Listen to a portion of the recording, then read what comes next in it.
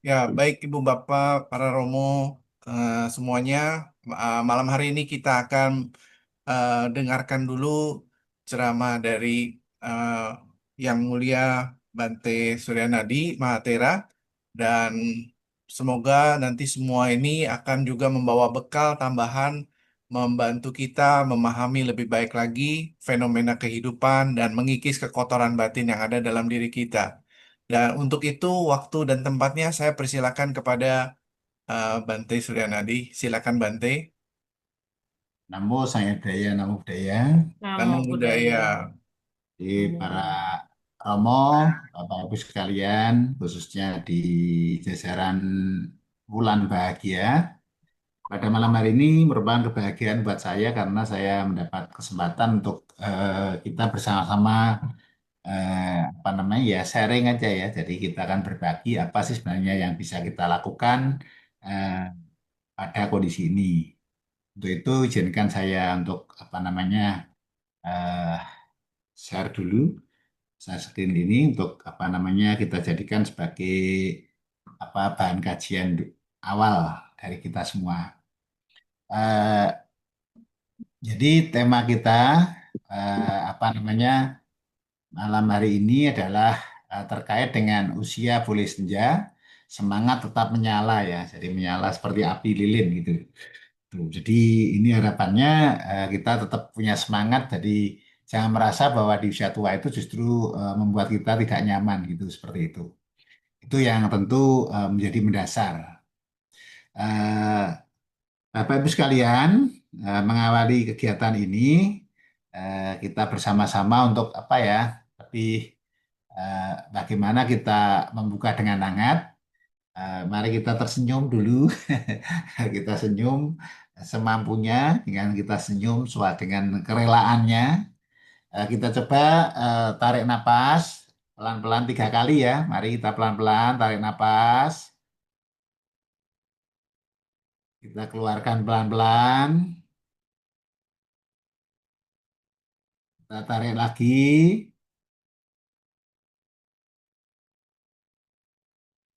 Kita keluarkan pelan-pelan. Terakhir kita tarik napas lagi. Kita keluarkan pelan-pelan dengan rileks dan santai bahwa hari ini kita akan apa belajar bersama untuk apa namanya sharing terkait dengan apa namanya eh, usia lanjut kita seperti itu. Itu yang mendasar tentu apa namanya ini membuat kita bagaimana kita lebih nyaman seperti itu ya, lebih nyaman.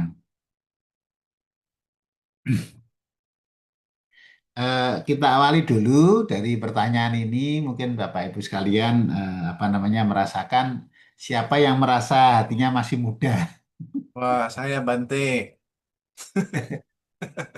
masih muda ya, Masih muda, masih semangat muda.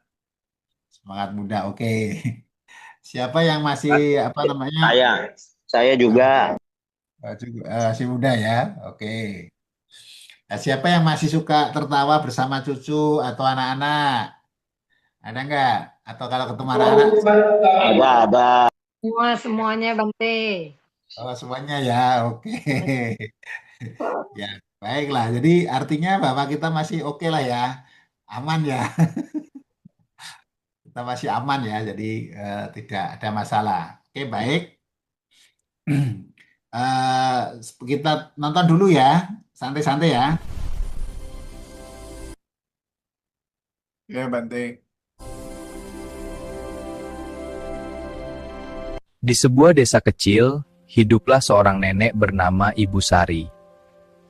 Anak-anaknya sudah bekerja di kota, rumahnya sepi, kadang hanya suara angin dan burung yang menemaninya.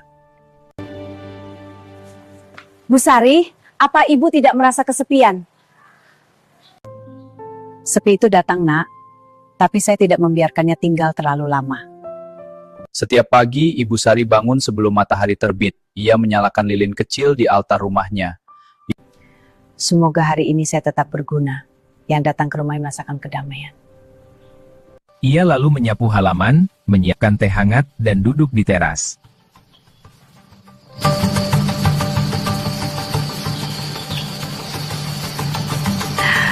Anak-anak kecil yang berangkat sekolah sering mampir. Ada yang sekadar menyapa, ada yang minta permen. Nenek, kenapa nenek selalu tersenyum? Karena kalau nenek berhenti tersenyum, siapa yang akan mengajarkan kalian bahwa hidup itu indah? Ibu Sari pernah merasa tidak berguna. Ia pernah menangis saat merasa tidak dibutuhkan lagi. Namun suatu hari ia menyadari sesuatu. Tubuh saya mungkin melemah, tetapi cinta kasih saya tidak pernah tua.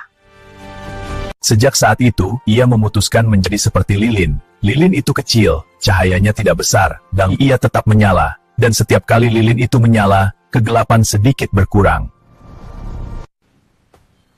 Rumah nenek dulu tempat kami merasa tenang. Nyaman bersama kalian. Kami juga merasa nyaman, Nek, selamanya bersama ya. Ibu Sari tersenyum untuk terakhir kalinya. Ia sadar, hidupnya tidak sia-sia. Ia tidak meninggalkan harta, tetapi ia meninggalkan kehangatan.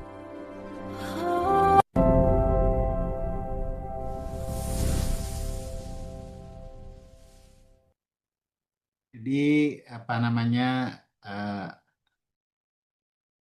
kebetulan ini cerita singkat yang saya buat kemarin ya, baru tadi saya siapin dan apa namanya, menggambarkan bagaimana kita tetap semangat begitu ya, tetap semangat dengan cerita tadi bahwa bagaimana semangat cinta kasih itu menyala dalam diri kita. Jadi kadang-kadang butuh semangat itu sehingga kita lebih nyaman seperti itu.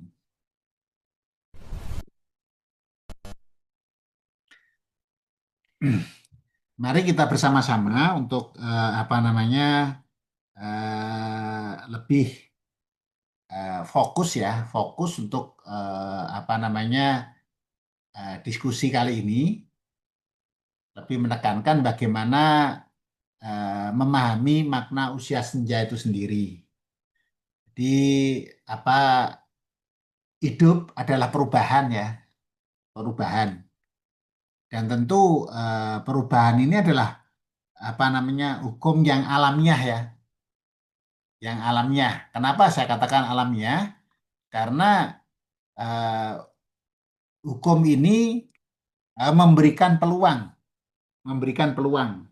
kepada kita untuk maju, untuk kita terbuka dengan apa yang terjadi pada diri kita. Tanpa ada perubahan, kita tidak bisa memahami apa yang kita rasakan hari ini. Jadi kalau misalnya terkait dengan apa namanya, misalnya rambut, kalau saya ini sudah meninggalkan dunia hitam. Jadi sudah nggak ada yang sisa, semuanya hitam ya. Tapi kan kalau kita pahami bahwa memang ada perubahan, kita tidak terlalu sedih ya. Wong nunggu hitam itu juga lama. Saya nunggu hitam itu 16 tahun. 16 tahun udah ada 1-2 putih. Oh, nunggu 16 tahun kok, kalau dicat hitam kan sayang ya. Sayang, nunggunya lama gitu. Nah, kalau kita nggak siap terima ini, membuat kita tidak nyaman ya, tidak nyaman. Kenapa nggak nyaman? Yang membuat masalah itu bukan soal rambut putihnya, tetapi saya menolak putih, itu loh yang buat menderita itu. Rambut putih mah tenang-tenang saja gitu loh. Rambut putih itu tenang-tenang saja, tapi saya menolak putih itu yang buat masalah. Maka ketika kita menolak putih, itulah yang buat masalah. Nah, untuk itu tentu ketika kita memahami itu ya, inilah kondisi tubuh dan inilah perubahan bahwa anicca itu hukum positif. Hukum positif seperti itu. Kemudian usia senja itu tubuh melemah, wajar ya, wajar. Jadi kalau misalnya dulu waktu masih muda, kita mau makan apa saja ya, yang keras, yang apa sanggup gitu loh. Sekarang ini karena giginya nggak ada, kemudian mau makan kacang aja susah gitu loh. Tetapi apakah yang membuat susah itu gigi tidak ada? Tidak. Ya karena memang ketika kita menyadari bahwa ya gigi itu bisa copot gitu loh. Nah, bagaimana Bante kalau saya ingin makan tapi nggak bisa gimana ya? Nggak usah pikir pusing lah ya. Mikir aja dulu pernah makan gitu aja lah.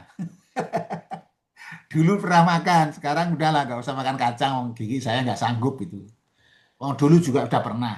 Kalau tidak makan kacang pun tidak mengurangi panjang umur atau pendek umur gitu. Nah ini membuat kita lebih apa terbuka ya, terbuka.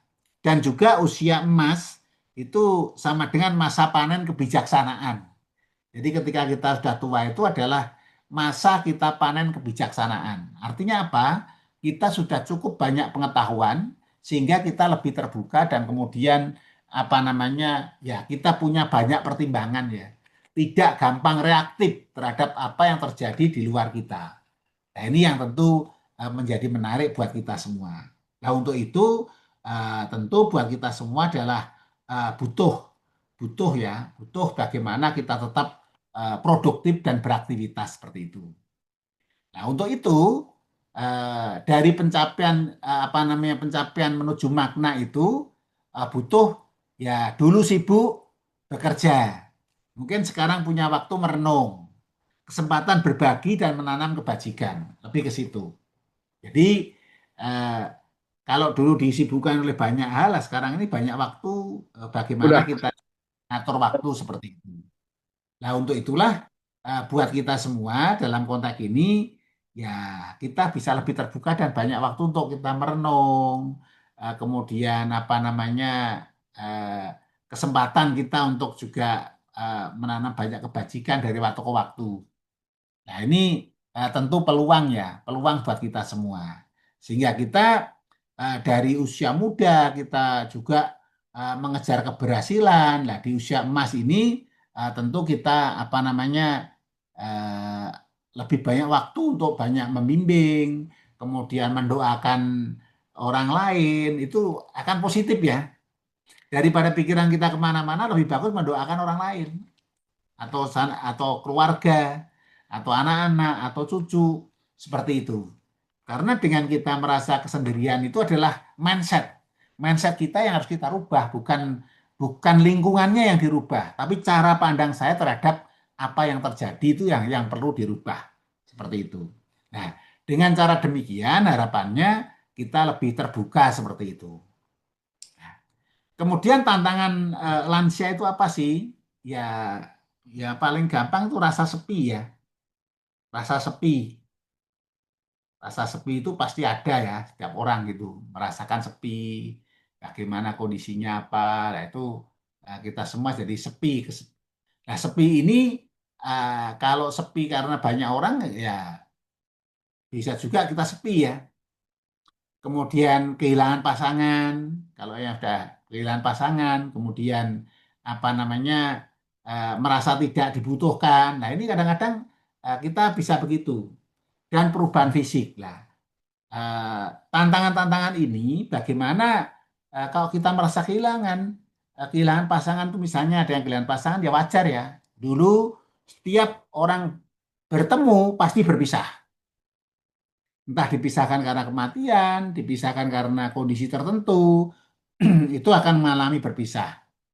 Sehingga kita tidak bisa memungkiri hukum perubahan itu sendiri. Nah untuk itulah menghadapi tantangan ini bagaimana kita nggak merasa sepi harus banyak aktivitas. Maka kita tidak boleh berhenti ya, berhenti untuk berkarya atau bekerja.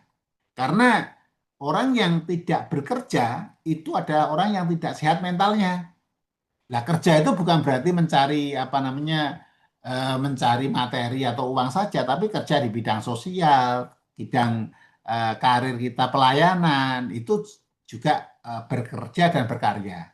Nah, itulah yang penting kita jadikan sebagai apa namanya dasar untuk kita melangkah ya, melangkah lebih maju seperti itu. Nah, untuk itu butuh apa namanya pemahaman kita. Nah, dalam ajaran Buddha, proses itu ada 4 perkembangan ya, perkembangan awal, kemudian tumbuh, berkembang, kemudian perkembangan menuju keausan ya, apa namanya lebih ke ausan itu perkembangan ini mengatur bagaimana kita bisa terus berubah secara fisik ini. Yaitu tentu butuh ngubah cara pandang kita bahwa saya sekarang ini tidak muda lagi. Sehingga walaupun semangatnya tinggi tetap harus mengukur kekuatan fisik kita. Tidak boleh diproses atau melakukan sesuatu yang terlalu berat seperti itu.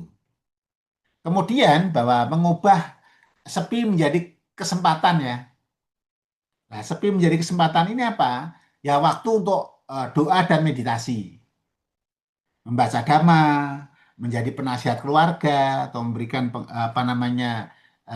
lebih memberikan kenyamanan bagi anggota keluarga yang lain itu penting.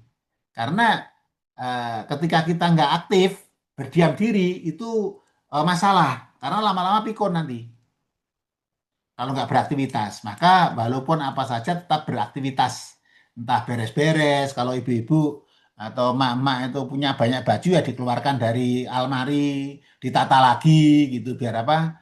Biar ada aktivitas-aktivitas dan tidak berhenti seperti itu. Nah, dengan cara-cara seperti itu membantu kita untuk tetap ada aktivitas seperti itu. Kemudian yang selanjutnya adalah mengelola pikiran dengan bijak. Jangan bandingkan dengan dulu dan sekarang, karena sekarang tidak sedang studi banding. Tidak sedang studi banding. Jadi membandingkan itu tidak realistis karena memang nggak waktunya berbeda seperti itu. Nah untuk itu tentu buat kita semua ya tidak perlu nggak usah banding-bandingkan ya. Dulu ya dulu nggak akan bisa terulang. Masa muda itu sekali, masa dewasa sekali, masa wulan ini juga sekali, tidak diulang berkali-kali. Sehingga nggak perlu, wah dulu saya kok seperti ini, saya dulu hebat, sekarang kok kurang. Kita nggak perlu ngomong begitu, karena memang kenyataannya sekarang ini ya kondisi kita seperti ini. Dengan begitu, kita lebih terbuka dengan diri kita sendiri ya. Dan tidak menghakimi diri sendiri dengan kondisi yang ada di luar kita. Karena kita tidak sedang bekerja sebagai hakim. Nah itu. Kemudian latihan rasa syukur, misalnya setiap pagi, tarik napas, keluar napas, merenungkan apa-apa, mau berkarya, apa. Kita melatih kondisi batin supaya tetap tajam seperti itu. Nah ini menjadi penting, mengapa? Karena dengan cara demikian, kita itu bersyukur ya, masih punya umur, punya kesehatan sampai saat ini dengan baik. Maka pola makan, pola hidup itu penting. Jangan merasa bahwa hidup sekali ini ya makan-makan. Nah, itu ekstrem itu. Zaman Buddha juga dilakukan juga. Masa Buddha ekstrem seperti itu. Ya kalau memang sekarang ini ada samuran nggak boleh makan emping ya nggak apa-apa lah. Mikirnya gampang. Dulu sudah pernah makan gitu aja lah. Dengan begitu kita lebih apa ya? Lebih enteng ya. Nggak terbebani. Nggak boleh makan-makan yang lain lah. Ya memang kondisi kita yang jaga bukan orang lain. Nah, yang tahu diri ya. Tahu diri itu yang paling penting. Kemudian fokus pada yang masih dimiliki apa. Ya masih punya napas, ya kembali ke napas, itulah ya. Yang masih dipunyai gitu loh. Masih ada family, masih ada saudara, masih ada siapa saja, masih ada lingkungan, masih ada komunitas wulan. Nah di komunitas wulan inilah kita bisa saling berbagi, saling curhatan gitu. Maka ya dikit-dikit lebih gaul, kumpul-kumpul, ngobrol-ngobrol, cerita-cerita, main catur, main gaple biar untuk ngasah otak kita gini. Jadi nggak diam. Jadi jangan hanya karena saya mau meditasi terus nanti lama-lama lupa itu. Maka juga harus ada aktivitas. Nah, aktivitas sosial itulah yang menguatkan kita seperti itu. Nah, kemudian menjadi sumber cinta kasih ya. Lansia ini adalah pusat kesejukan keluarga. Jadi doa orang tua sangat kuat, itu penting. Kemudian senyum, menenangkan rumah, kita tenangkan yang ada di rumah itu kita tenangkan sehingga bisa berjalan dengan baik. Karena ini momen yang sangat baik, maka ya tentu kita semua ya menjaganya dengan baik seperti itu.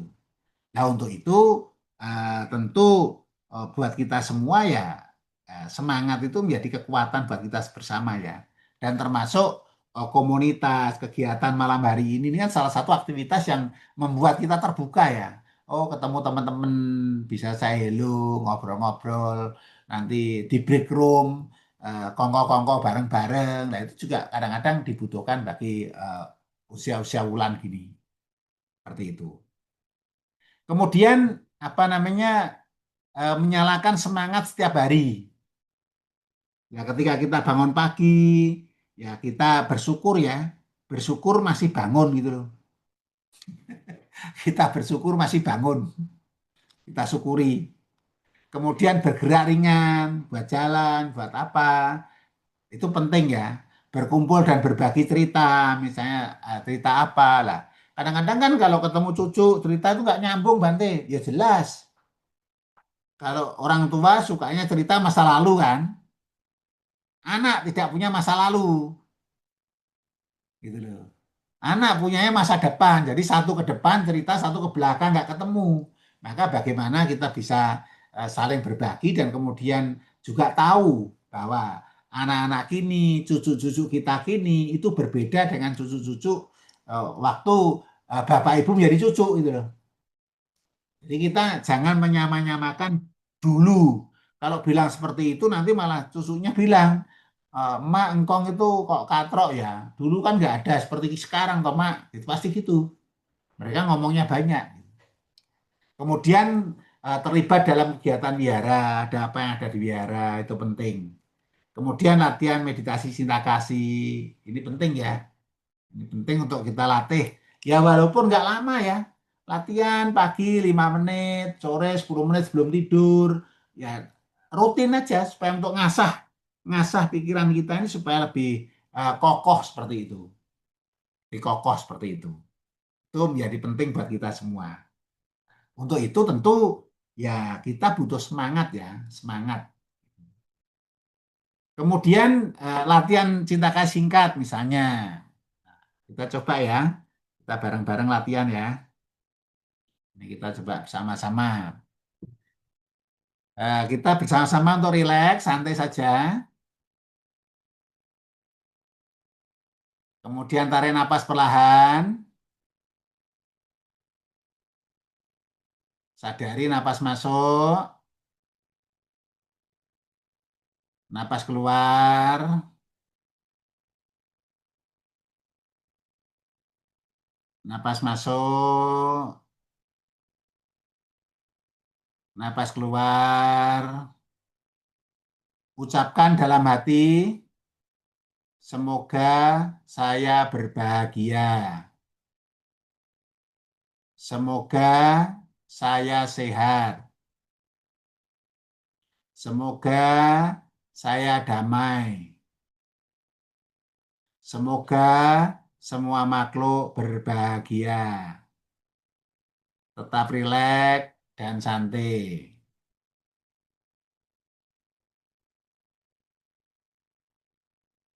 Oke, cukup. Jadi hal yang sepele-sepele seperti ini, yang gampang-gampang ini bisa dilakukan di setiap momen. Daripada bengong, misalnya di usia wulan itu kadang-kadang tidurnya kan tidurnya jam 10, nanti bangunnya jam 2. Nah, setelah jam 2 itu kan apa namanya kita jadi gerah ya, jadi gelisah. Aduh, saya nggak bisa tidur padahal 10, 11, 12, 1, 2. 4 sampai 5 jam ketika usia-usia kita 60 ke atas itu sudah cukup bagus. Sangat bagus. Nah, selebihnya gimana, Bante? Ya buat beraktivitas yang lain. Mending duduk, dengarkan parita, dengarkan musik yang rileks, mutar kembali tasbih, berputar-putar, Namo Buddhaya, Om Mitovo, Om Mani Padme Hum, apa saja seperti itu. Jadi pikiran kita itu mudah seperti itu. Jadi kalau kita misalnya sering melakukan seperti itu, misalnya Om Mani Padme Hum terus mati, jamin surga itu. Jamin surga. Saya Om Mani Padme Hum, ingat webinar hari ini, terus mati, itu jamin surga. Jamin surga. Itu. Jadi dalam agama Buddha itu untuk apa namanya lahir di alam surga itu paling gampang, paling gampang. Maka ingat hal yang baik, yang positif, yang selalu kita ingat seperti itu, sehingga membuat kita lebih semangat dalam hidup kita ini. Nah, itu menjadi kekuatan kita ya dalam konteks ketika kita uh, melatih itu. Jadi tidak harus yang susah-susah gitu loh. Yang gampang aja ada, kenapa cari yang susah gitu loh. Kita cari yang gampang, yang mudah begitu ya. Seperti itu. Sebagai penutup bahwa karena cahaya yang tak pernah padam, maka usia ini bukan alasan ya sebagai berhenti untuk bersinar terus, bersinar terus. Sehingga butuh semangat dalam apa namanya adalah pilihan kita ya, semangat itu ada pilihan. Bukan alamiah, tapi pilihan kita. Jadi sesuatu yang kita pilih bagaimana semangat sehingga kebajikan tetap menyala tak mengenal usia kapanpun. Nah untuk itulah butuh semangat yang tinggi buat kita semua. Nah untuk itu kita akhiri dengan nyanyi dulu ya. Nyanyi dulu.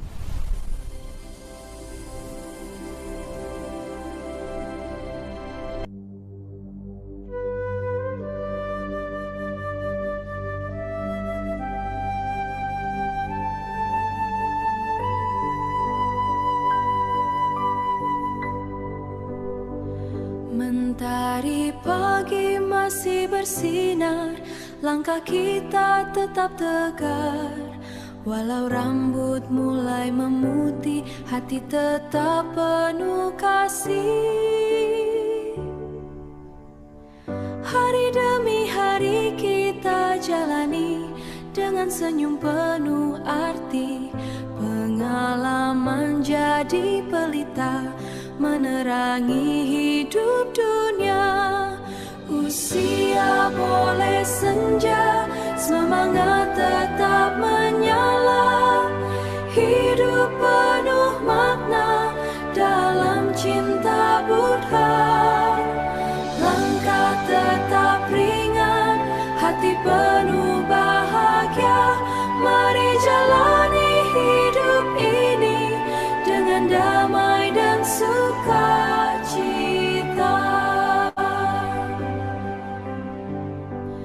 Tangan renta penuh cerita tentang kasih dan kebajikan dari masa yang telah lalu menjadi terang kehidupan. Cucu tertawa di halaman, keluarga penuh kehangatan. Di usia emas kita belajar mensyukuri setiap anugerah. Usia boleh senja, semangat tetap menyala. Hidup penuh makna dalam cinta Buddha. Langkah tetap ringan, hati penuh bahagia. Mari jalani hidup ini dengan damai dan sukacita. Jika tubuh mulai lelah, hati jangan bermenyerah. Selama napas masih ada, kita tebar cinta dunia. Usia boleh senja, semangat tetap menyala. Menerangi jiwa kita dan wujud damai bahagia. Bulan bahagia bersinar sepanjang masa.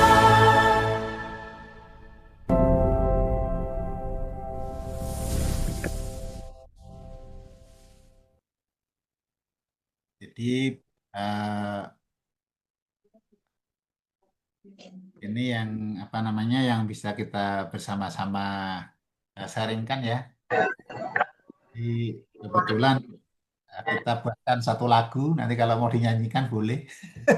Satu lagu tadi bisa buat nyanyi bareng-bareng. Kalau mau dibuat karaoke juga ada karaoke-nya. Jadi tinggal dibuat latihan suatu saat ada tampil apa bisa dinyanyikan. Usia senja, usia boleh senja, tapi semangat tetap menyala terus dalam eh, diri kita. Itu yang penting seperti itu. Jadi eh, kita bersyukur masih mempunyai kesempatan usia tua ya. Karena di antara saudara-saudara kita tidak punya kesempatan sampai tua. Dan kita bersyukur bahwa di usia tua ini kita masih bisa mendengarkan Dharma. Ini bersyukur karena dengan Dharma itulah bisa kita gunakan untuk bagaimana membuat kita lebih semangat ya. Jadi Dharma itu berguna ketika hari tua. Kalau waktu masih muda, kemampuan berpikir masih sangat baik, itu tidak membutuhkan dharma terlalu banyak. Karena logikanya. Nah, kini ketika kita usia kita senja ini, justru dharma itu berguna karena membantu kita untuk terus berefleksi ke dalam diri kita, bukan lebih keluar seperti itu. Nah, dengan cara-cara demikian membuat kita lebih apa ya, lebih semangat ya, semangat bahwa kita tidak sendirian. Jadi yang tua itu tidak sendirian di dunia ini, banyak yang lain. Tetapi kita menentukan pilihan bagaimana kita menjadi tua tetap kuat dan sehat. Nah, sehat dan kuat itu adalah sangat tergantung bagaimana cara kita mengelola diri kita. Jadi ketika memang harus mengonsumsikan obat, ya minum obat sesuai petunjuk dokter. Ketika kita tidak boleh makan makanan yang memang perlu kita hindari, ya kita hindari. Karena nggak usah terlalu apa ya, wah hidup sekali aja besok nggak akan makan lagi. Ya nggak apa-apa. Kalau kalau sehat sih nggak apa-apa. Gitu loh. Tapi boleh nggak Bante kalau misalnya orang asam urat tuh makan melinjo gitu ya boleh, nggak ada yang larang. Yang penting tahan sakit. Kalau nggak tahan sakit ya jangan makan gitu loh. Gitulah. Dengan demikian membuat kita bisa menerima kondisi sebagaimana mestinya. Karena usia tua adalah alamiah. Itu merupakan kebenaran pertama yang diajarkan Buddha.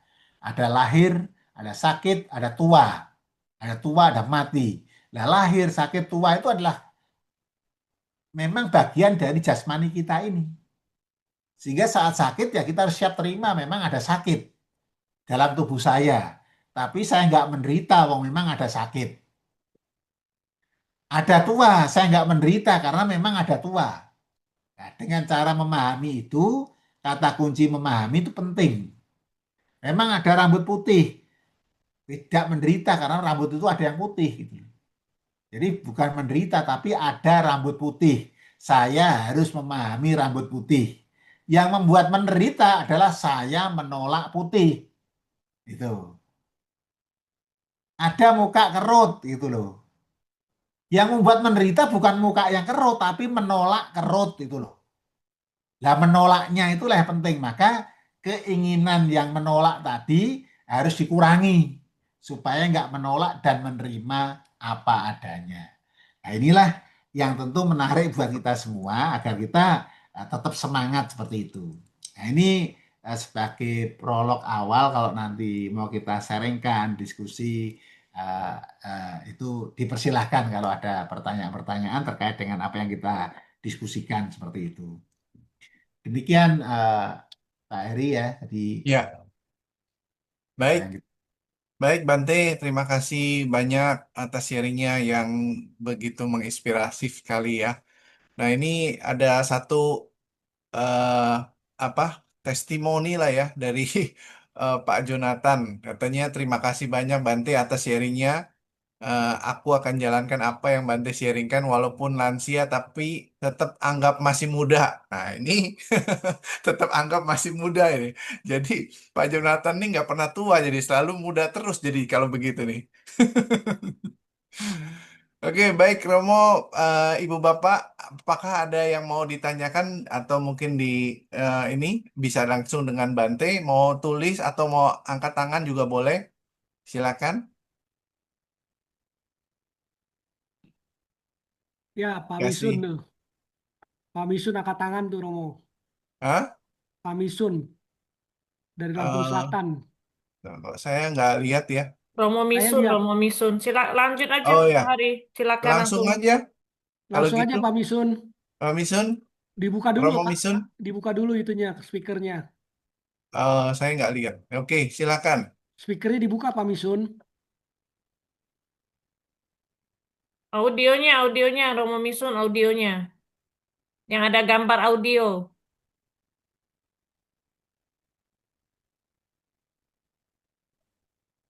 Sebelah kiri pojok bawah itu. Bentar ya. Ya, udah, oke. Oke, silakan Pak Misun. Mau budaya Bante. Namo Namo Buddhaya. Buddhaya. Yang saya akan tanyakan, ini kebanyakan kan sebagai lansia ini udah jelas akan menghadapi tua. Tapi kebanyakan tidak menerima ketuaan. Satu contoh, Bante tadi harus menyadari bahwa rambut pasti akan memutih. Muka tetap mau keriput. Tapi kenapa? Kok nggak terima adanya? Ada yang disemir, ada yang operasi wajah. Nah itu sasarannya gimana Bante? Terima kasih. Namo Buddhaya. Namo Buddhaya.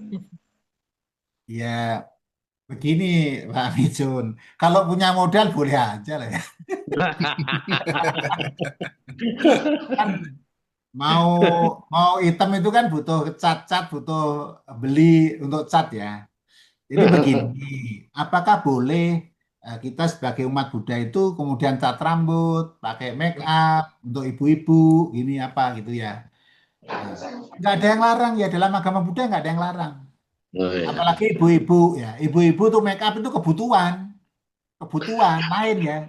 Jadi bisa bedakan mana kebutuhan atau keinginan gitu loh. Jadi kita gunakan yaitu antara kebutuhan dan keinginan. Jadi kalau ibu-ibu udah punya baju banyak, tapi kok ingin beli lagi lah tidak dipakai itu keinginan. Maka cara ngitungnya apa? Ini keinginan atau kebutuhan? Kalau kebutuhan beli, kalau keinginan stop, gitu loh caranya. Jadi itu boleh seperti itu. Jadi kenapa nggak bisa terima? Karena maka inilah pentingnya pemahaman Dharma kita bahwa usia tua apapun yang ada dalam tubuh ini nggak bisa ditolak. Yang membuat kita susah bukan kondisi fisiknya, tetapi saya menolak fisik saya yang tidak sebelumnya. Nah, menolak itu menderita. Jadi yang menderita itu menolaknya, bukan rambutnya. Bukan rambutnya. Yang membuat menderita itu bukan kerutnya, tapi menolak dan tidak menerima kerut. Itu loh.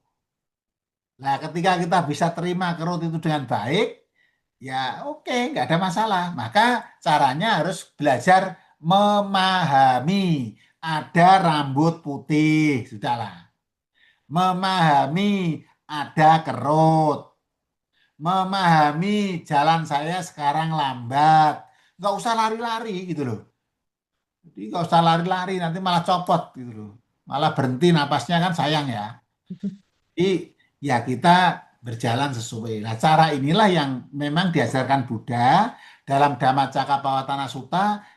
Kata kunci kebenaran pertama itu adalah memahami atau understand. Itu saja. Syukur stand under, paham banget gitu loh. Paham banget tentang apa yang dihadapi.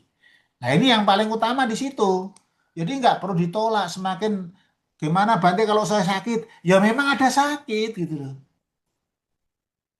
Jadi nggak bisa ditolak gitu loh. Lah kalau sakit gimana Bante? Berobat tidak ya? Kalau tidak ingin merasakan tidak sakit ya berobat. Nah kita masih punya pikiran yang baik.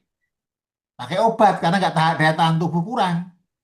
Dikasih obat biar tahan. Gitu. Jadi kita harus bijaksana itu adalah kita memahami kondisi kita apa adanya. Kalau tidak boleh misalnya makan goreng-goreng ya jangan sengaja terus makan goreng-goreng terus. Ya nanti tambah sakit. Tapi boleh nggak Bante? Boleh. Yang penting tahan sakit kan gitu ya. Kalau nggak tahan sakit ya dikurangi gitu. Terus saya itu sudah ngurangi rokok Bante dari panjang ke pendek. Ya, saya kurangi dari apa namanya dari satu bungkus sampai habis sudah saya kurangi ya, ya itu ngurangi gitu. Ya tergantung kita ya, tergantung kita. Itu Pak Miso. Jadi kita buat enteng aja ya. Jadi jangan terus jadikan udah tua terus berat terus pikirannya tambah apa gitu lah. Ya tua ya beginilah sudah kita alami. Ya kita ini kan sudah lansia semua ya. Sama kita, saya ini juga lansia kan. Tapi ya lansia tetap semangat karena memang yang bisa ngerti dan tidak tuh diri sendiri ya. Bukan Pak Indra, bukan Pak Mejon, bukan Pak Malika, tapi diri sendiri yang tahu. Nah untuk itu maka tahu diri penting. Tahu diri penting. Maka butuh ngukur ya. Jangan kemudian nggak enak badannya malah dimarahi cucunya, anaknya. Itu kan kita nggak punya pikiran yang maju. Oh yang sakit kita kok malah cucunya yang dimarahi. Yo sakit kok Bante. Ya, memang tahu. Buddha kan ngajarkan ada sakit. Harus dipahami. Sudah. Nggak perlu marah. Oh, memang harus dipahami kata kuncinya kok. Gitu. Lah kalau nggak tahan ya ke dokter biar dikasih obat daya tahan tubuh. Itu caranya. Itu Pak Mejo. Jadi semangat ya kita. Boleh nggak untuk apa namanya operasi plastik apa? Yang penting punya modal aja. Kalau enggak ya jangan malah cari masalah gitu loh. Oh, ya gitu nanti apalagi ganti plastik nanti kalau kena panas jadi Meleleh. leleh. Gitu. Gitu Pak Isun, terima kasih. Pak Hendra mau nanya, Bante. Silakan. Ya, terima kasih atas kesempatannya, Bante. Ya, Pak Indra. Ya, satu lagi yang perlu diingat itu fisik kita, kesehatan mesti dipahami benar. Jadi apa yang kita makan itulah yang jadi ke tubuh ini. Jadi benar-benar mesti ingat sekali itu apa merawat, memahami betul itu tadi yang dipaparkan sama Bante, saya sangat-sangat setuju semuanya. Bagus sekali itu. Ya, cuma mesti memahami diri sendiri. Apa-apa terjadi kepada diri berbalik kepada diri sendiri. Mesti bisa menjaga apa yang kita makan, itulah yang jadi itu aja. Pasti. Perlu kita makan, tapi apa nanti jadinya? Itu harus kita bisa memahami. Terus tubuh perlu istirahatlah yang cukup. Itu aja. Ya, nggak perlu memahami diri sendiri itu paling penting. Kita menjadi tua itu memang pasti ajaran Buddha itu sangat baik sekali. Kita harus alami dengan berpikiran positif. Sangat setuju sekali Bante. Terima kasih atas pejangan semuanya. Namo Buddhaya. Budaya. Oke, jadi yang penting tahu diri ya. Jangan diri kita tahu yang lain, tapi orang kita sendiri nggak tahu diri kita. Memahami. Ya. Nah, itu betul. Terima kasih Bante. Ada yang lain tadi Pak Wagiman? Ya Bante, namo saya Adi Budaya, namo budaya Bante. Ya. Untuk perubahan fisik, saya tidak mau tahu masalah rambut putih maupun kulit keriput. Saya tidak memikirkan walaupun sampai buruk rupa pun saya tidak masalah Bante. Tapi di dalam sakit yang tidak terlihat, istilahnya di dalam tubuh kita itu merasa sakit itu kayak tidak bisa menerima Bante. Sampai menangis Bante. Lah itu solusinya apakah memang saya terlalu sombong karena saya sebenarnya masih muda tapi merasa tua, itulah Bante. Terima kasih Bante, namo budaya. Namo budaya. Ya Pak Wagiman, jadi selamat ya sudah sehat kembali ya. Jadi nggak sempat apa ya, sempat sehat begini, jadi kita memang suka nggak suka, mau tidak mau kita memang harus mengukur diri kita dengan cara kesehatan ya. Jadi kalau kita memang kadang kan ada pemeriksaan kesehatan ya, waktu pemeriksaan kesehatan ya kita periksakan lah. Kemudian ada hal yang perlu kita jaga ya kita jaga seperti itu. Sehingga jangan merasa bahwa oh saya lebih hebat gitu loh, nggak apa-apa kok gitu. Iya, nggak apa-apa, tapi secara medis itu apa-apa. Nah, itu butuh kita yang siap ya. Jadi kalau sakit ya seperti itu Pak, Pak Giman. Jadi kadang orang nggak menyadari bahwa kenapa kita orang tercerahkan dari sakit itu ketika sakit itulah baru kita merasakan disitulah titik lemah dan disitulah pengalaman spiritual kita bahwa sakit itu seperti itu. Nah, ketika kita bisa memahami seperti itu, kita tidak akan menyalahkan diri sendiri dan menolak sakit. Semakin kita tolak, semakin sakit. Maka sakit itu ketika kita sadari, misalnya kepala kita sakit, semakin kita perhatikan sakit, lama-lama ya nggak sakit. Karena kita menyatu dengan sakit. Menyatu dengan sakit. Tetapi pada titik tertentu, memang sangat-sangat sakit. Tapi kita tidak boleh menolak karena memang ada sakit gitu loh. Kan harus kita terima. Nah, menerima sakit itu yang paling sulit. Yang paling sulit. Kalau terima misalnya ditinggalkan mantan pacar gitu misalnya ya. Terus karena mendahului itu wajar. Tapi kalau sakit itu tidak gampang memang, tidak gampang. Nah, itulah pentingnya kita belajar Dharma saat sakit itu bagaimana kita bisa memahami memang saya sakit. Nah, untuk itu kenapa minum obat dokter kemudian dirawat di rumah sakit ya agar rasa sakit itu berkurang karena ada obat yang disuntikkan, yang diinfuskan kita, yang kita minum seperti itu. Nah, memang pada momen ketika seperti itulah kita baru bisa terbuka ya, terbuka. Nah, untuk itu pentingnya menjaga kesehatan, baik itu kesehatan fisik maupun mental. Yang paling utama mental. Karena mental ketika kena langsung fisik. Jadi kenapa kadang-kadang ada asam lambung itu sumbernya dari sini. Dari kepala, baru ke kepala. Kenapa? Karena begitu pikiran beban, itu secara kesehatan produksi asam laktat yang ada di otak kita itu memberikan suplemen bagian tubuh yang lemah. Bagian tubuh yang lemah, sehingga semakin sakit. Begitu kita tenang, maka produksi antibodi semakin tinggi, memberikan suplemen juga bagian-bagian tubuh untuk bisa terawat dengan baik seperti itu. Itu Pak Giman ya. Terima kasih. Terima kasih untuk memantapkan diri saya, Bante. Namo Buddhaya. Baik, makasih. Bante, dari NTB, Bante. Romo Sukarman, silakan Romo. Ya, terima kasih Berni, terima kasih Bante, Namo Buddhaya. Namo Buddhaya. Materi yang disampaikan Bante sangat luar biasa dan sangat menginspirasi kami di usia senja ini. Tadi Bante mengatakan bahwa lansia ini walaupun fisik sudah tua tapi semangat tetap muda. Kalau saya mengartikan apa yang disampaikan oleh Bante tadi, bahwa kebahagiaan di usia senja seperti kami di lansia ini bukan pada materi, tetapi melainkan pada rasa ingin didengar, dihargai, dihormati, diberikan ruang dan waktu. Ya, kadang-kadang yang kami rasakan saat ini Bante, kadang-kadang karena generasi kita ini menganggap bahwa usia senja seperti kami ini tidak tahu apa-apa sehingga sering kami ditolak, apakah ide, pendapat dan lain sebagainya. Nah, pertanyaannya adalah bagaimana cara supaya penolakan yang terjadi pada kami lansia ini tidak menimbulkan penderitaan, Bante. Terima kasih Bante, Namo Buddhaya.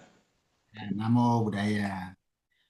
Gampangnya gini Pak Karman ya, seperti misalnya saya ngomong gini kan, boleh toh gitu loh. Jadi artinya bahwa orang kan boleh ngomong, boleh apa, kita nggak selalu apa yang kita omongkan harus digunakan orang. Soal tidak, karena orang punya mulut ya. Jadi kalau orang misalnya ngomongkan A, ngomongkan B, ngomongkan C ya, kita nggak masalah karena memang punya mulut gitu loh. Nah kalau kita menolak orang ngomong, ibaratnya itu kan kita menolak realitas. Iya.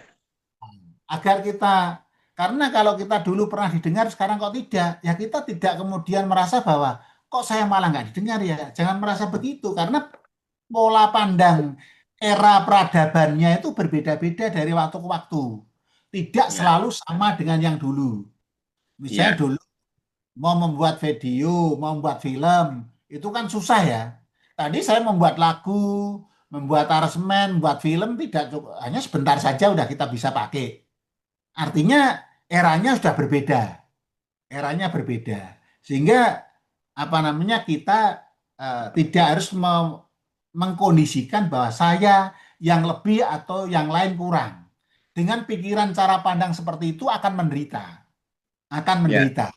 karena tidak semua orang mesti mendengar apa yang kita ungkapkan. Karena paradigma pemahaman dan perkembangan eranya berbeda. Nah, untuk itulah saya rasa sangat bagus ketika ngomong ya ngomong, diterima ya terima kasih, tidak ya tidak apa-apa. Itu yang paling gampang. Kan? Kita tidak merasa ada beban atau ada gap antara generasi muda dan kita. Oh, anak sekarang nggak mau mendengarkan yang tua. Itu cara pandang yang sangat sempit. Sangat, karena belum tentu yang tua pun bisa memberikan pandangan dengan eranya kini, gitu loh.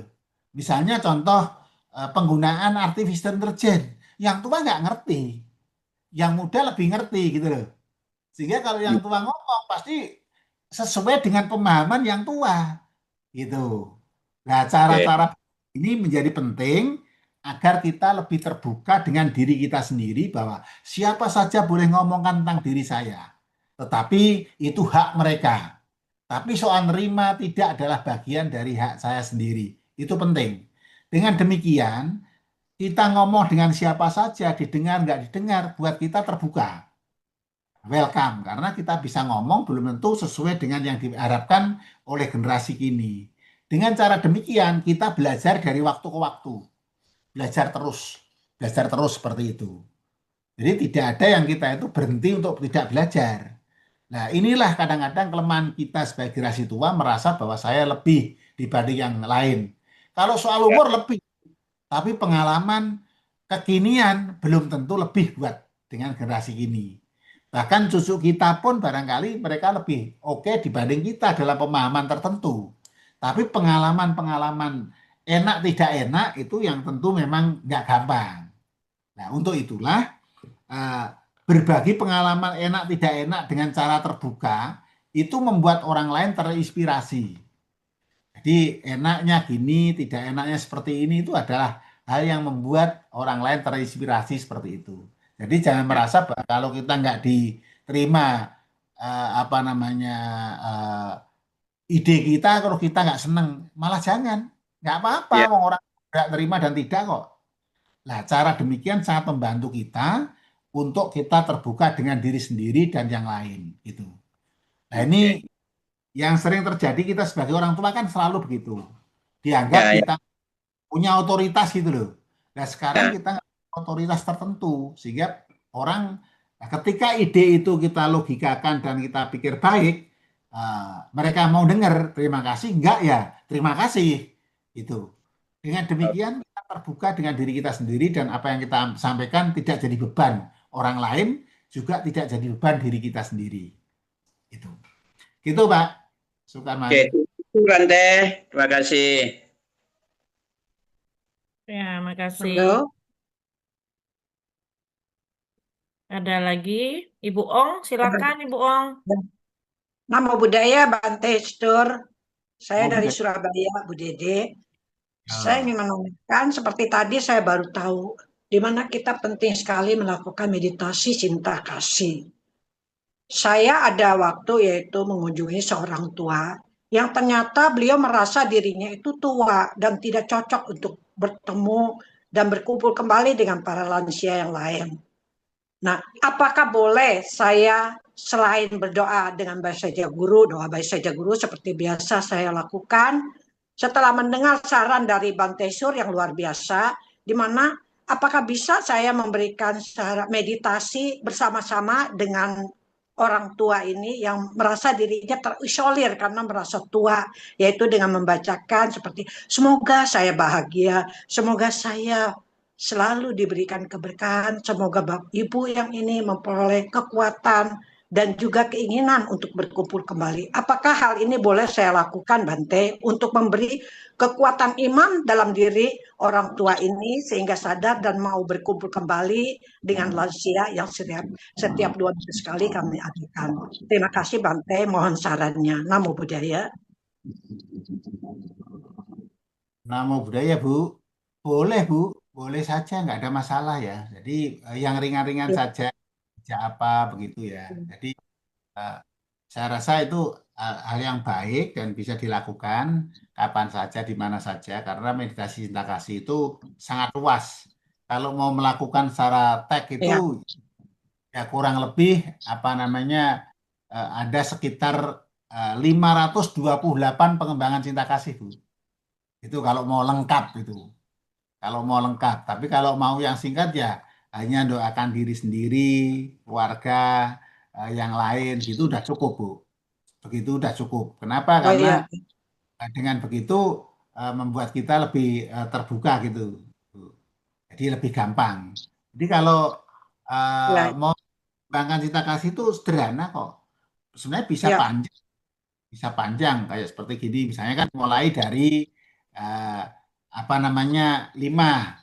kemudian 5 jadi 4, kemudian dikembangkan seperti ini, Bu.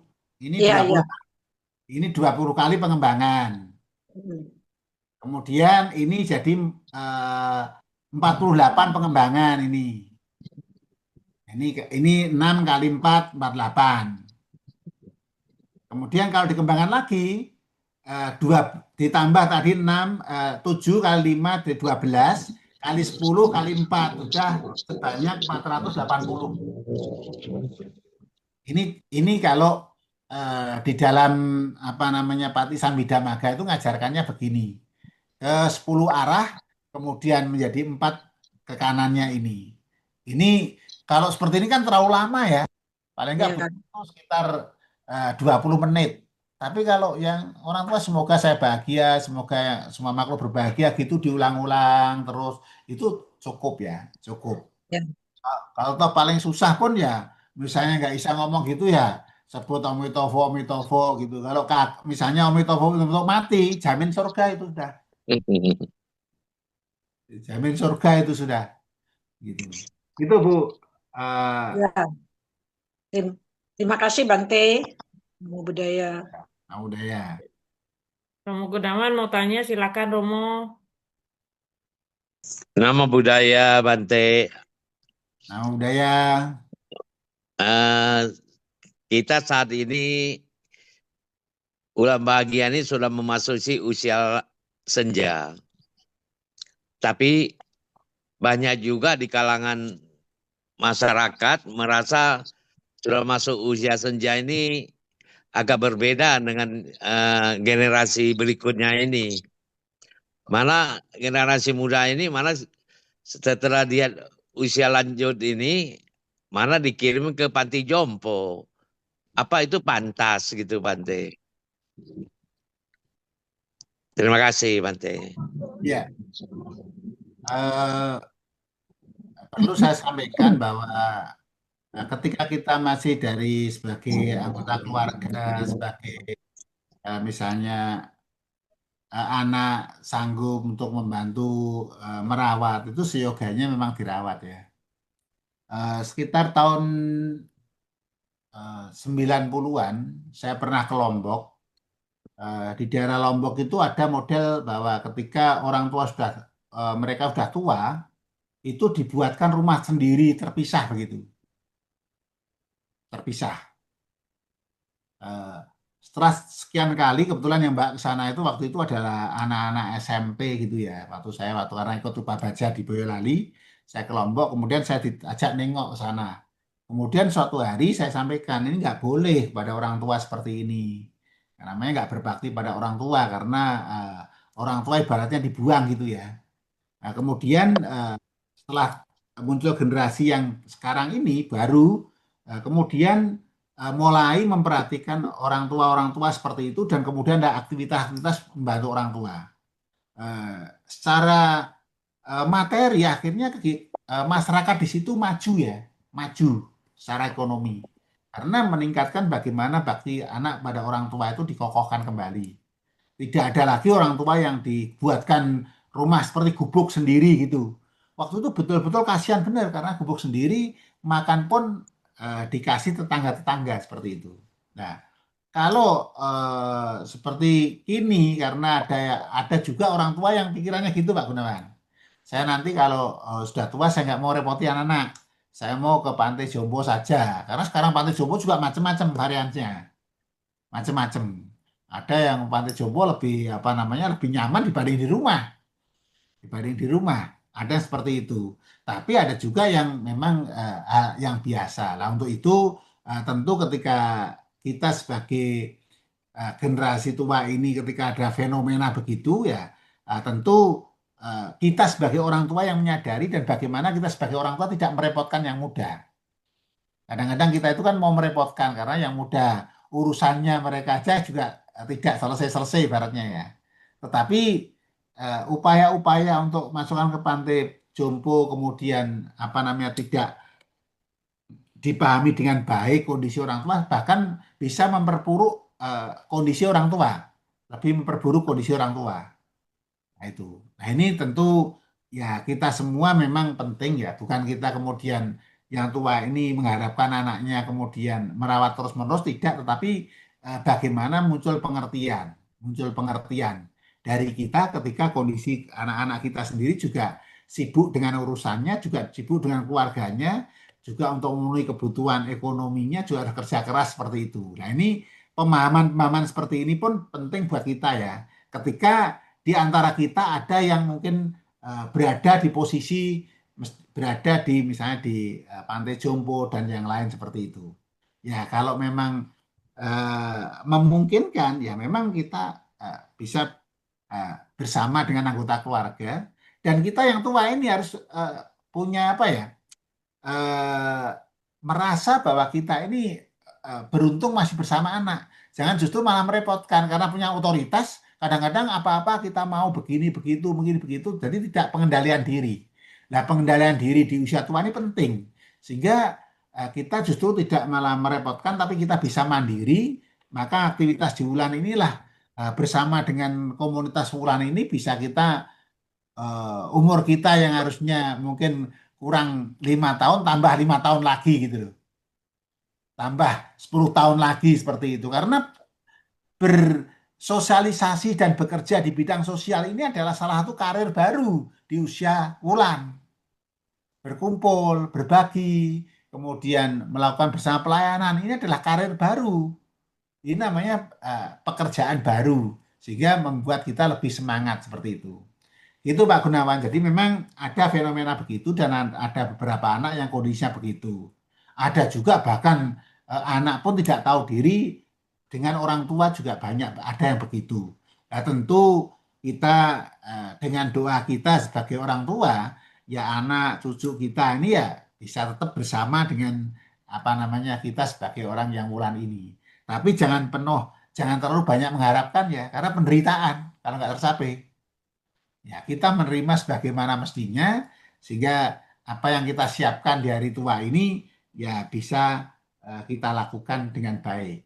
Seperti itu Pak Gunawan ya. Jadi Iya, ya kalau ada ya. toh terjadi seperti itu ya kalau kita bisa nyentuh anggota keluarganya apa ya kita kuatkan supaya mereka bagaimana tetap bersama keluarga karena disitulah kekuatan lebih kokoh ya. Karena kalau biasa di sosial wihara tiba-tiba di pantai gitu nggak ada sosialnya, ibaratnya berhenti ya, berhenti cepat pikun, cepat rentan terhadap tubuh seperti itu. Ya, terima kasih Bante. Ya, Dari Sumut ada yang mau ini tanya Sumut, Cirina,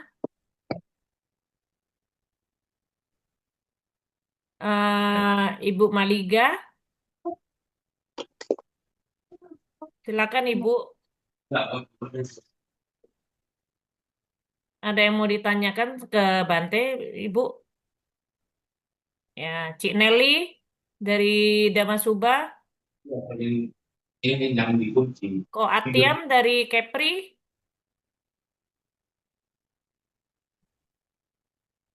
Ko Atiam. Pak Sanjaya.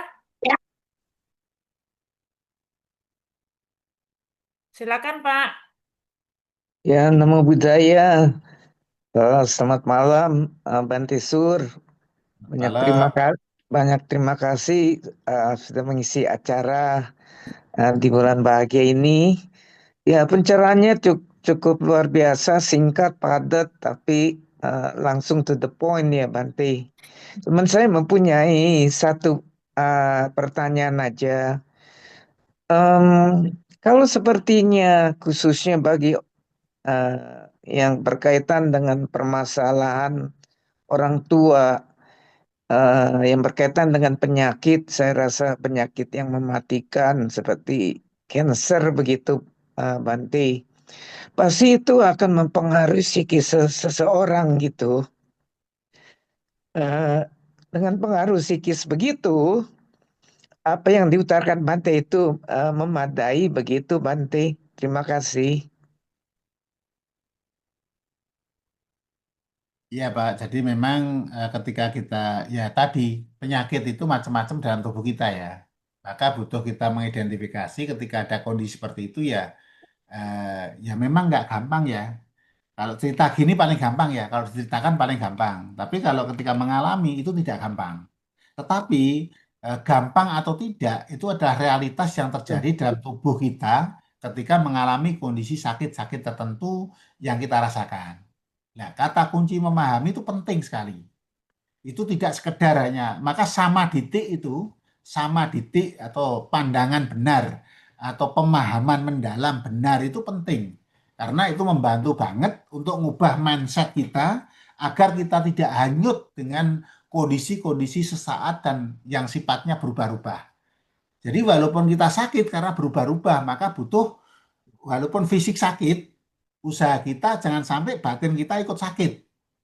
Tetapi kan kadang-kadang batin dulu sakit terus fisik gitu loh. Nah, untuk itu menjaga kesehatan mental kita, batin kita penting, walaupun fisik sakit, upayanya batin kita nggak sakit. Nah, ini memang nggak gampang, tetapi bukan sesuatu yang tidak bisa. Karena hukum anicca itulah yang mencerdaskan kita. Hukum perubahan itulah yang mencerdaskan kita. Dari perubahan kita kelola dengan baik, kita memahami perubahan sebagai perubahan, bukan perubahan sebagai penderitaan. Karena dunia berubah terus. Kalau nggak berubah, jam itu berhenti, dunia berhenti. Sama. Pola pandang kita itu up to date terus. Diupdate terus kekinian, sehingga ketika kita bisa nerima apapun yang terjadi pada diri kita, walaupun sampai pada kondisi-kondisi sakit yang sangat mungkin berat ya, kayak kanker dan yang lain seperti itu. Nah tentu menjaga stabilitas mental itu penting ya, penting. Sehingga walaupun sakit ya bagaimana kita tetap memberikan kekuatan, memberikan support system pada yang masih hidup utamanya ya, yang nggak sakit utamanya. Karena yang merawat sakit justru akan lebih sakit dibanding yang sakit. Gitu. Nah, untuk itulah memberikan support seperti itu kita sebagai orang wulan yang ngadepin anak, cucu apa ya. Maka tadi latihan senyum, kadang senyum dengan diri sendiri. Kemudian ketika kita menghadapi segala sesuatu kita lakukan dengan sepenuhnya dan selalu berada di momen kekinian. Ini saya sedang apa? Ini sedang apa? Jadi di sini dan sekarang itu penting kita sebagai wulan ya. Supaya kita tahu diri bahwa ini saya sekarang kondisi kurang sehat. Sekarang kondisi butuh hati-hati. Sekarang kondisi makanan, minuman, es harus kurang. Sekarang harus makanan yang goreng-goreng berkurang. Sekarang harus banyak minyak-minyak yang kemudian banyak lemak-lemak berkurang. Nah, semakin tua itu malah banyak larangan gitu loh. Dulu waktu muda, kita mau makan apa aja susah ya. Sekarang mau makan apa aja malah nggak boleh. Nah, untuk itulah uniknya dan baiknya dengan kita memahami seperti itu, tidak membuat khawatir orang lain yang berlebihan juga. Kadang-kadang yang khawatir itu bukan diri kita sendiri, malah anak, cucu itu khawatirnya berlebihan, gitu loh. Nah, itulah yang penting ya, gitu Pak Haja. Jadi walaupun kita sakit, yaitu memang kebenaran ada sakit. Nah, untuk memahami kebenaran sakit itu sendiri tidak mudah seperti yang kita ungkapkan. Untuk mengatakan sakit itu ada, saya tidak menderita karena sakit, itu tidak gampang. Tidak gampang. Tetapi gampang atau nggak gampang, inilah kebenaran alamiah. Kebenaran duka itu seperti itu. Duka bukan penderitaan ya, duka adalah kebenaran alamiah. Nah, menyadari alamiahnya inilah pentingnya. Sehingga kita punya pencerahan yang namanya aha moment. Yang penting ketika hari tua ini ketemu huruf O sajalah ya. Oh, nggak boleh makan emping. Oh, nggak boleh makan banyak apa namanya dalam-dalam. Oh, nggak boleh makan goreng-goreng. Oh, harus ngurangi kerupuk. Nah, ketemunya huruf-huruf O itu penting diusaha ulang. Karena itulah bentuk enlightenment-nya, bentuk nibananya usia tua ya. Bentuk nibananya usia tua yang langsung kita rasakan. Maka kalau ketemu huruf O gampang. Oh, saya harus mengurangi minum apa namanya kemas. Oh, saya harus mengurangi minum banyak kandungan gula. Yang penting ketemu O-nya aja. Nah, untuk dapat O ini nggak gampang. Padahal roti O banyak ya. Tinggal beli dapat roti O. Nah, maka tugas kita adalah menemukan huruf O setiap momen. Menemukan huruf O setiap momen. Nah, itu penting. Demikian Pak Sanjaya ya. Terima kasih banyak itu. Ya, terima kasih Bante atas pencerahannya. Luar biasa Bante. Momitofut. Ya, mungkin pertanyaan terakhir ya Hari, kita kasih satu lagi, Ya, di situ kita closing ya. ya Pak Jonathan tuh mau Pak tanya. Jonathan, silakan. Halo, Bu Ya, ya, aku hidupin video lagi mobile ini, lagi wah, mobile sorry, ya. lagi Tadi mobile. kan lagi melayat, jadi sekalian dengerin Zoom kan, pakai Ya, earphone. Sekarang lagi menuju pulang. Namo Buddhaya Bante. Nah, udah ya Pak Eh, Jonathan. Iya, Mamano, kabar baik kita ya, wong kita dewe. Iya. Bante, yang tadi yang kita hidup ini kan anicca ya. Ya itu nggak bisa dipungkirin kan. Nah, terus yang tadi yang Bante bilang satu kata itu sangat menggambarkan semua. Yang penting harus memahami apa yang berubah terhadap diri kita. Yang penting memahami semua beres. Nah, masalahnya ini kadang-kadang saya pikir secara sadar kita memahami. Tetapi secara tidak sadar di otak kecil kita itu tidak nerimo gitu loh. Bante. Nah, bagaimana caranya kita merayu otak kecil kita yang di belakang, di bawah sadar itu untuk memahami. Contoh misalnya ada orang susah tidur kan. Kalau saya menasehati gampang. Lu jangan banyak mikir. Lu kalau pikir terus memang susah tidur. Ya pihak yang satunya, saya nggak mikir kok. Secara sadar dia nggak mikir. Tapi otak kecilnya yang di belakang itu mikir terus sehingga dia tidak bisa tidur. Nah, kira-kira gimana usaha apa sehingga kita bisa memahami gitu apa yang diderita, apa yang terjadilah di dunia ini. Anicca itu misalnya mengkerut. Nah, gimana kita memahaminya gitu. Demikian Bante. Terima kasih. Ya. Jadi saya akan menggunakan analogi ya supaya gampang karena pertanyaannya susah. Jadi kalau misalnya Pak Jonathan nggak mau rugi kan nggak usah dagang ya. Jadi orang dagang itu ada rugi, ada risiko, ada untung, ada kembali modal di tengah-tengah. Nah, sama Bapak. Ketika kita mengalami kenapa nolak ya, karena kita belum memahami sebenarnya.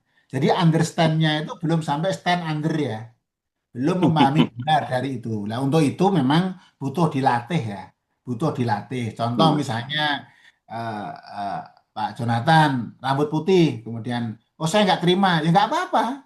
karena bawa salon aja lah, semir gitu. Boleh, karena itu salah satu upaya untuk mempertahankan rambut saya bertahan lama. Iya. Kalau Tetapi punya modal ya Bante ya. ya, tetapi kan walaupun disemir sejatinya rambut itu putih kan. Betul. Nah, itu artinya apa? Memang enlightenment-nya itu butuh pencerahannya itu butuh bertahap, bertahap seperti itu. Jadi perubahan itu hukum Anicca itu hukum positif dan sangat membantu kita untuk kita berubah ngubah mindset itu loh. Kalau ngubah pengetahuan, pengertian, belajar, mungkin kita udah sekarang dengar, mungkin besok lupa ya, besok lupa. Tetapi proses pemahaman ketika kita latih secara bertahap ini penting ya, supaya kita tahu substansinya, substansinya. Misalnya makan harus pakai sendok atau sumpit gitu misalnya. Ya kalau yang tahu sumpit 2 ini kan lambat ya, ingin cepat ya sumpitnya 5 kan gitu kan. Sumpit 5 nah, gitu. Jadi yang dirubah bukan kondisi yang di luar kita, tapi cara pandang kita terhadap kondisi itu. Dengan cara pandang saya berubah, akan mengubah pola yang lain pula terhadap apa yang saya amati dan saya lihat dan saya perhatikan. Nah, cara-cara seperti ini membantu ya, membantu secara bertahap. Maka ya kadang-kadang sharing-sharing seperti ini kan perlu diasah ya, perlu diasah. Nah, kalau saya nggak mau ngomong terlalu dhamma yang tekstual, yang susah dipahami itu nanti malah susah ya. Yang seperti ini, yang kecil-kecil, dhamma yang kecil ini malah justru penting, penting, penting untuk kita jadikan sebagai apa namanya pondasi ya, pondasi untuk melihat karena kacamata anicca itu ini membuat peluang yang sangat positif dalam kehidupan kita. Itu. Maka kalau ada kata-kata orang mati sabe sankara anicca itu mungkin ini hanya di Indonesia, hanya di Indonesia. Di tempat lain nggak ada. Karena anicca itu harusnya mati, lahir, buka toko, dapat untung banyak, itu harus ngomong sabe sankara anicca. Karena berkat perubahan maka saya untung. Berkat perubahan saya sehat. Berkat perubahan muka saya cerah. Berkat perubahan banyak terjadi hal seperti itu. Nah memang nggak gampang kalau orang yang tadi susah tidur itu faktornya banyak. Tidak hanya pikiran ya. Pikiran nggak mungkin bisa di stop.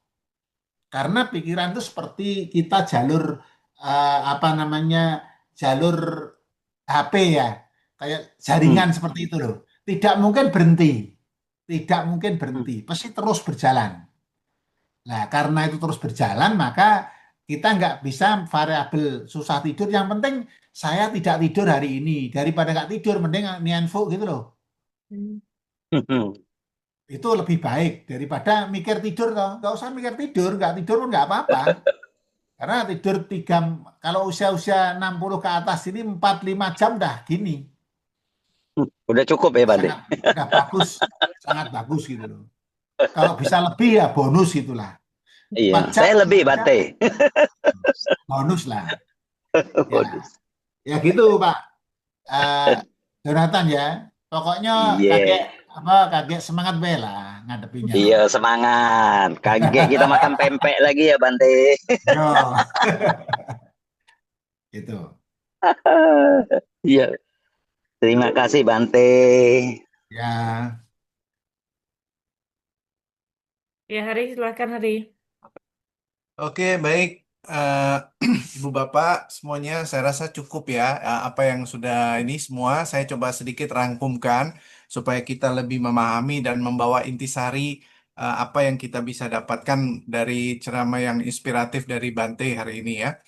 Jadi yang pertama Bante mengatakan bahwa kita hidup ini ya tetap jalani dengan penuh semangat ya. Dan salah satu yang kita bisa membuat kita jadi menderita adalah karena tua itu kan pasti, tapi kalau kita menolak jadi tua, nah itulah yang membuat kita jadi menderita. Jadi oleh karena itu kita juga bisa harus memahami kondisi yang ada dalam diri kita, sehingga kita bisa menerima kenyataan yang ada yang membuat kita bisa melangsungkan atau menjalankan dengan baik. Nah, em, itu kira-kira yang poin penting ya, yang kita bisa dapatkan. Mungkin kalau apa namanya hari ini kita dapatkan supaya insight yang bagus sehingga kita bisa sedikit-sedikit bisa kikis batin apa kekotoran batin kita, ya. Baik Bante, terima kasih banyak Anumodana atas sharing damanya yang luar biasa malam hari ini. Semoga ini semua memberi manfaat kepada kita semuanya. Ya, saya mungkin kembalikan ke Erni, kita mau lanjutkan. Ya, mungkin sebelum kita close, Bante, kami juga dari DPP Wulan Bahagia mengucapkan terima kasih atas sharing yang luar biasa ya malam ini. Semua pasti terinspirasi ya untuk lebih semangat, lebih tersenyum setiap harinya. Ketemu orang harus senyum ya, asal tidak senyum sendirian nanti di dalam kamar. Bante, terima kasih banyak ya Bante. Mungkin sebelum tutup kita foto bersama dulu ya Bante.